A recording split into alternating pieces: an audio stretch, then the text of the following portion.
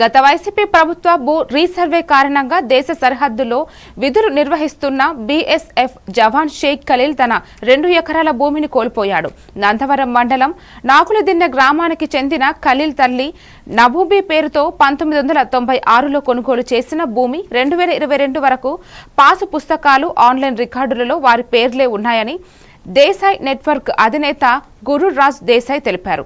ఆయన సోమవారం తహసీల్దార్ కార్యాలయంలో వినతి పత్రం అందజేస్తూ జవాన్ కు న్యాయం చేయాలని డిమాండ్ చేశారు.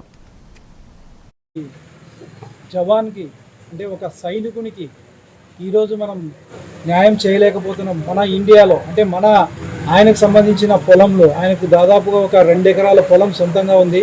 మరి ఆ 2 ఎకరాల పొలంలో గత ప్రభుత్వం చేసిన తప్పిదం రీసర్వేలో ఆయనకు 1.32 ఎకరాల పొలం ఇచ్చారు. మరి మిగతా 68 సెంట్ల పొలం ఆయనకు లేకుండా పక్కన ఎవరో ఒక రెవెన్యూ అధికారికి సంబంధించిన పొలం ఉందని చెప్పేసి ఆయన దాంట్లో కలిపేశారు ఇన్ఫ్లుయెన్స్తో.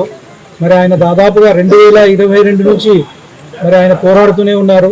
ఎంతోమంది రైతులు చాలామంది మ్యూటేషన్ కోసం మరి వాళ్ళు రిజిస్ట్రేషన్లు చేసిన తర్వాత వాళ్ళ పాస్బుక్ల కోసం మరి అలాగే స్టూడెంట్లు కానివ్వండి, రైతులు కానివ్వండి, క్యాస్ట్ మరి ఇన్కమ్ సర్టిఫికేట్ల కోసం మరి ఈ రెవెన్యూ అధికారుల చుట్టూ తిరగడం పరిపాటి అయిపోయింది.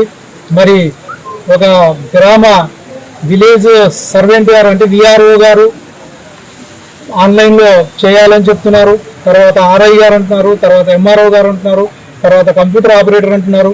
ఇలా రైతులని ఎన్నో విధాలుగా రోజులనక నెలలనక తిప్పుతూ ఉంటే వాళ్ళు పాపం సామాన్య రైతులు ఈరోజు పూట గడవదు, వాళ్ళకి పని చేస్తే కానీ పూట గడవదు. మరి అలాంటి రైతులకు మనం న్యాయం చేయాలి, ప్రజలకు న్యాయం చేయాలి.